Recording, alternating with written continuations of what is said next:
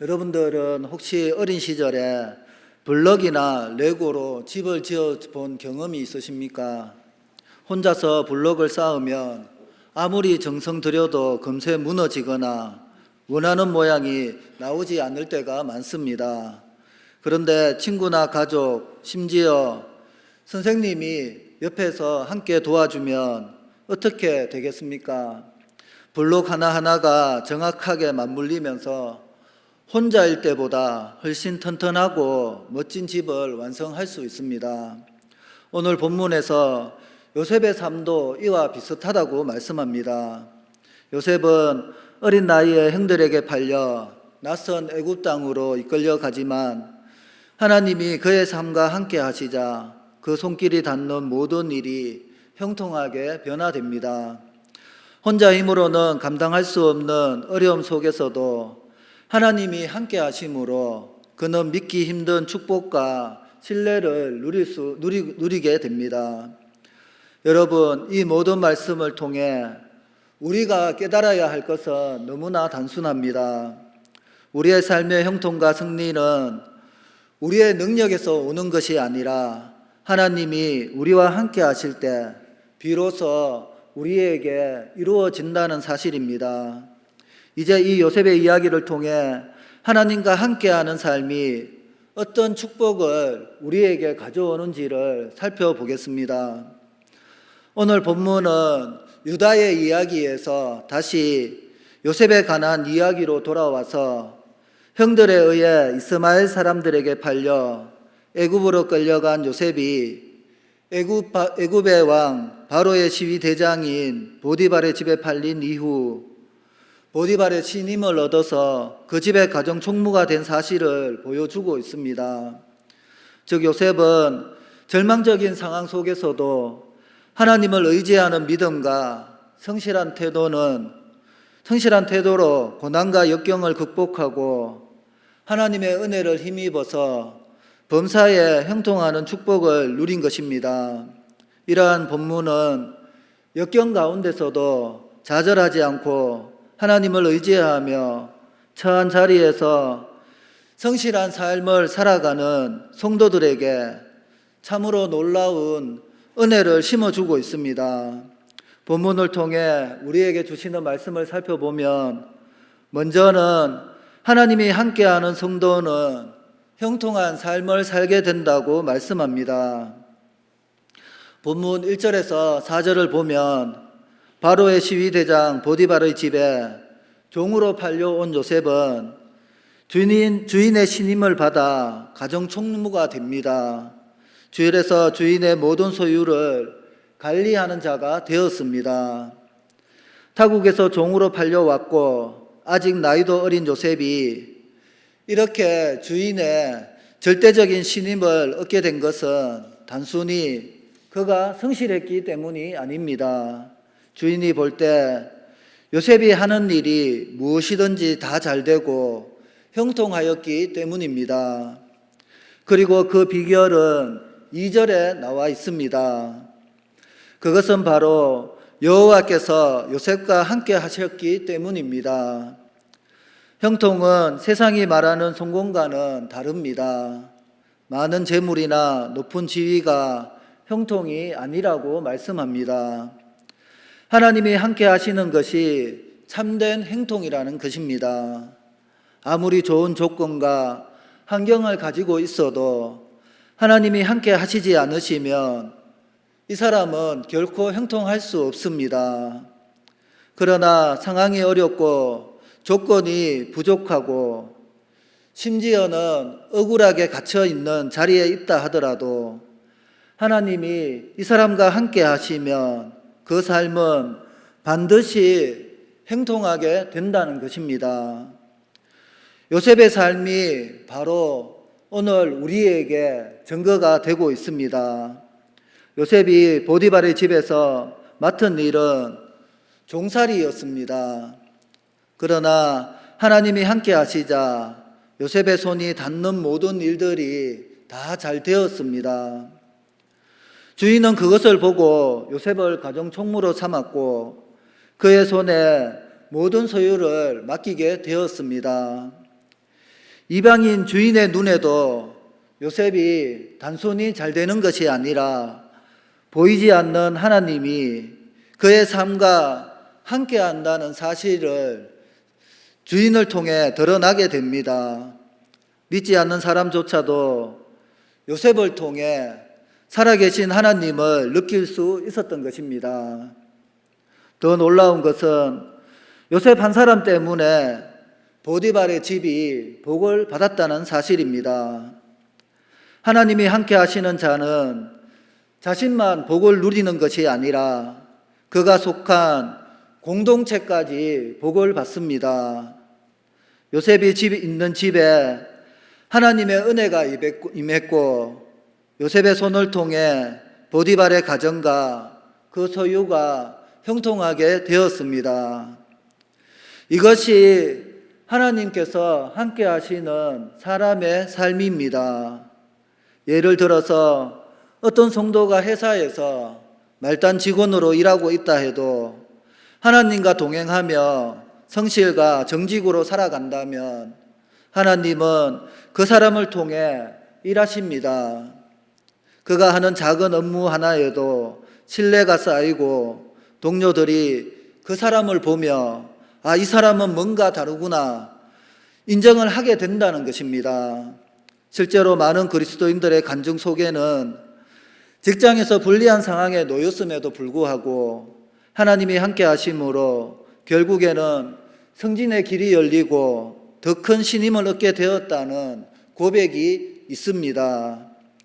반대로 아무리 능력이 뛰어나고 조건이 좋아도 하나님이 함께 하시지 않으시면 그 삶은 진정한 형통을 누리지 못한다고 말씀합니다. 그러므로 우리는 어떤 자리에서도 하나님과 동행하는 삶을 포기하지 말아야 합니다. 형통은 환경이 아닙니다. 직장에서 좋은 자리에 있느냐, 사회적으로 성공했느냐, 물질이 풍족하냐 하는 것이 아니라는 것입니다. 하나님이 함께 하시느냐, 그렇지 않느냐가 진정한 형통의 기준이 되는 것입니다. 내가 하나님과 동행하면 지금 내가 서 있는 그 자리가 바로 형통의 자리가 되는 것입니다. 설사 그 자리가 힘겹고 고통스러울지라도 하나님이 함께 하시면 반드시 은혜와 복이 흘러 들어가게 된다는 것입니다. 하나님과 함께하는 사람은 있는 곳마다 또 복의 통로가 됩니다. 가정에서도 직장에서도 교회에서도 나를 통해 다른 이들이 살아나는 은혜를 경험하게 되는 것입니다. 사람들은 우리의 삶을 바라보며 저 사람은 하나님이 함께 하시는 사람이구나라고 고백하게 될 것입니다. 그러므로 우리는 무엇보다도 하나님과 동행하며 그를 찾기에 힘써야 할 것입니다. 세상을 살아가는 데 있어서 성도를 힘들게 하고 형통치 못하게 하는 것은 어려운 현실이나 상황이 아닙니다. 그렇다면 무엇이 우리를 그렇게 형통치 못하게 하는 것입니까? 그것은 성도가 세상을 살아가는 데 있어 성도들을 힘들게 하는 것은 성도들의 믿음이 점점 식어지고 새 속에 물들어감으로써 인해 우리가 스스로 모든 축복의 근원 되시는 하나님으로부터 내 스스로 점점 멀어지고 그로 인해 하나님이 우리와 함께 하시지 못하는 바로 우리의 불신앙 때문이라는 것입니다. 우리 성도들은 자신의 신앙을 돌아보고 올바른 믿음을 회복하면서 하나님과 동행하는 자리에 이르도록 노력해야 합니다. 여러분, 우리의 구원은 믿는 것으로 끝이 납니다. 그렇지만 그 구원의 삶을 이루어 가려면 반드시 우리의 노력이 필요한 것입니다. 오늘 우리에게 필요한 것은 더 나은 조건이 아닙니다. 바로 하나님이 함께 하시는 은혜입니다. 하나님이 나와 함께 하시면 내 삶은 어떠한 상황 속에서도 형통의 길로 인도함을 받게 되는 것입니다. 요셉처럼 하나님과 함께 동행하는 삶을 살아갈 때 우리 삶의 자리는 곧 형통의 자리가 되며 나뿐만 아니라 나를 통해 다른 사람들까지도 복을 누리는 복의 통로가 될 것입니다. 그러므로 오늘도 하나님과 동행하는 삶을 선택하며 하나님과 함께하는 형통한 삶의 자리로 나아가는 우리 모두가 되시기를 축원을 드립니다. 두 번째는 하나님이 함께하는 성도는 세상에서 복의 근원이 된다고 말씀합니다. 본문 5절에 보면 요셉이 보디발의 집과 모든 소유물을 주관한 때부터 하나님께서 요셉과 함께 하심으로 요셉을 위해 보디발의 집에 축복하셔서 그 집의 모든 소유가 더 풍성하게 되었다고 말씀하고 있습니다. 우리는 여기서 중요한 사실을 발견할 수 있습니다. 그것은 하나님께서 택하신 사람은 자신이 큰 축복을 받을 뿐만 아니라 자신으로 인해 주위에 있는 사람들에게까지 축복을 끼친다는 사실입니다. 다시 말해서 하나님께서 함께 하시는 성도는 세상의 복의 근원이라고 말할 수 있는 것입니다. 성경을 살펴보면 하나님께서 아브라함을 택하시고 그가 복의 근원이 되고 땅의 모든 족속이 그로 인해 복을 얻을 것이라고 말씀하셨습니다. 하나님이 함께 하시는 성도는 단순히 축복을 받는 사람이 아니라 세상 속에서 축복을 나누는 통로가 되는 사람입니다. 우리는 여기서 한 가지 또 중요한 원리를 발견할 수 있습니다. 하나님과 함께하는 삶은 개인적인 성공이나 번영을 의미하지 않습니다. 오히려 하나님께서 우리 삶 속에서 이루시는 가장 큰 일은 바로 우리의 삶을 통해 다른 사람에게까지 축복이 흐르도록 하시는 바로 그 일입니다. 요셉의 삶을 살펴보면 그는 노예로 팔려가고 억울하게 감옥에 갇히는 시련을 겪게 되지만 하나님께서 함께 하심으로 결국 보디발의 온 집과 온 이집트의 복을 가져다 주었습니다. 이처럼 하나님과 동행하는 성도는 자신의 상황에 얽매이지 않고 하나님의 손길로 세상에 축복을 전하는 사람이 된다는 것입니다. 여러분, 우리의 삶에도 이 말씀의 진리가 적용되고 있습니다. 우리가 직장에서, 가정에서, 교회에서 하나님의 뜻을 따라 살아갈 때 우리의 말과 행동, 태도와 삶 자체가 주변 사람들에게 축복이 되는 것입니다. 작은 친절, 진심 어린 격려, 그리고 하나님을 향한 신뢰와 순종의 모습이 다른 사람들에게 영향을 끼치고 그들을 세워주는 통로가 되는 것입니다. 그러므로 오늘 우리는 이 말씀을 들을 때 즉시 결단해야 합니다.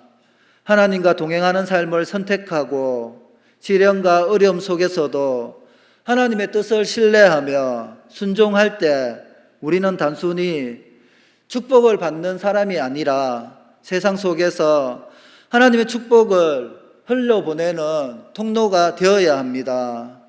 우리가 받은 은혜와 사랑을 주변 사람들과 나누고 직장과 가정, 교회와 이웃 속에서 하나님을 증거하며 살아갈 때 우리의 삶 자체가 세상에서 복의 근원이 된다는 것입니다. 요셉과 아브라함의 삶이 바로 이를 우리에게 보여주고 있습니다. 여러분, 오늘 이 말씀을 마음에 새기고 하나님과 동행하는 삶을 결단해야 합니다. 하나님께서 우리와 함께 하시고 우리를 통해 세상 속에서 복을 흘러보내실 때 우리는 단순히 축복받는 사람이 아니라 복의 근원이 되게 하실 것입니다. 그러므로 우리도 직장과 가정, 교회와 이웃 속에서 하나님의 뜻을 따라 살아갈 때 작은 친절과 격려, 순종과 신뢰를 통해 주변 사람들에게 이 축복을 전하는 삶을 살아가는 우리 모두가 되시기를 축원을 드립니다. 마지막으로 성도는 처음부터 아예 악을 가까이 하지 말아야 한다고 말씀합니다. 본문 7절에서 9절을 보면 보디발의 아내가 용모가 준수한 요셉에게 반해 유혹하여 동침하고자 하였습니다.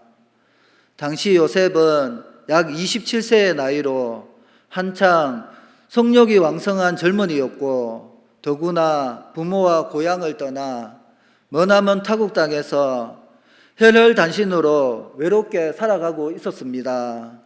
또한 종의 신분으로 안주인의 요구를 거절하는 것이 쉬운 일이 아니었을 것입니다. 그리고 이 기회에 요셉이 조금만 마음을 바꿔먹었다면, 안주인과 내연의 관계를 맺는다면 집안에서 자신의 위치를 확고히 다지게 되는 좋은 기회도 되었을 것입니다. 모든 점에서 요셉이 보디발의 아내의 유혹을 뿌리친다는 것은 쉽지 않은 상황이었습니다. 그런데 요셉은 보디발의 아내의 유혹을 단호히 뿌리쳤습니다. 왜냐하면 보디발의 아내와 동침하는 것은 하나님 앞에서 죄를 범하는 것이기 때문이었습니다. 즉 요셉은 자신에게 어떤 유익이 있는가가 아니라 그것이 하나님 앞에서 죄냐 아니냐라는 관점에서 자신의 행동을 결정했던 것입니다. 그리고 10절에 보면 그 유혹을 단호히 뿌리칠 뿐만 아니라 아예 함께 있지도 아니했다고 말씀하고 있습니다. 즉 요셉은 보디발의 아내의 유혹을 비록 단호하게 거절하기는 하였지만 그녀를 가까이 하다 보면 그녀의 계속된 유혹에 넘어가 죄를 범할 수도 있었기 때문에 아예 처음부터 그녀를 가까이 하지 않음으로써 죄를 지을 가능성을 완전히 철저하게 없애고자 한 것입니다. 이러한 보디발의 아내의 유혹에 대한 요셉의 처신은 우리 성도들이 죄의 유혹 앞에서 어떻게 처신해야 할지를 잘 말해주고 있습니다. 사람은 환경의 지배를 받고 살아가고 있습니다. 그래서 회사에서나 밖에서 예수 믿지 않는 친구들이 한잔하자고 할 때 우리는 그 유혹을 뿌리치기가 쉽지 않다는 것입니다. 그렇지만 우리는 이 요셉처럼 하나님 안에서 살아가기 때문에 우리도 단호히 거절할 수 있어야 된다는 것입니다. 이것은 술에 관해서만 뿐만 있는 것이 아니라 다른 모든 죄의 유혹 앞에서 우리는 철저하게 하나님 앞에 설 수 있어야 하는 것입니다. 그래서 이 요셉이 죄의 유혹이 거듭되다 보면 요셉과 같이 신실한 믿음을 가진 사람도 죄의 유혹에 넘어갈 수 있다는 것입니다. 하물며 우리와 같이 믿음이 연약한 사람들은 어떻겠습니까? 그러므로 성도들이 죄를 짓지 않기 위해서는 아예 처음부터 죄를 가까이 하지 말아야 합니다. 죄를 짓는 자리에 간다면 아예 처음부터 그 약속을 잡지 말아야 된다라고 말씀하고 있는 것입니다. 단순히 악을 거부하는 수준을 넘어서야 된다는 것입니다.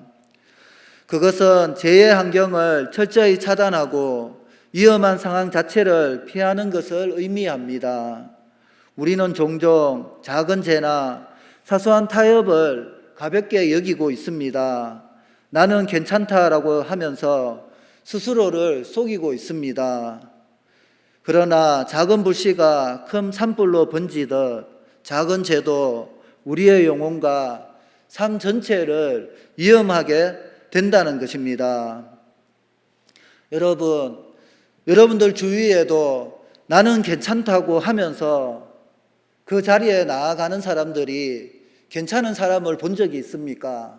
그렇다면 저한테 소개해 주십시오. 저도 그 비결을 배워보고 싶습니다. 그러나 그러한 사람은 단 한 사람도 없습니다. 왜냐하면 우리는 죄를 갖고 생활하는 죄인이기 때문입니다. 요셉은 이러한 사실을 잘 알고 있었습니다. 유혹의 자리에서 아예 물러섰고, 그래서 결국 죄를 짓지 않을 수 있었다는 것입니다. 또한 요셉의 태도는 하나님 앞에서 살아가는 삶의 중요성을 너무나도 잘 보여주고 있습니다.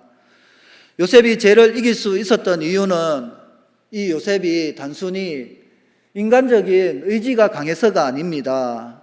그가 하나님과의 관계를 최우선으로 삼았기 때문에 요셉은 충분히 이길 수 있었습니다. 그런 사람 앞에서의 이익보다 하나님 앞에서의 거룩함을 선택한 것입니다. 오늘날 우리도 마찬가지입니다.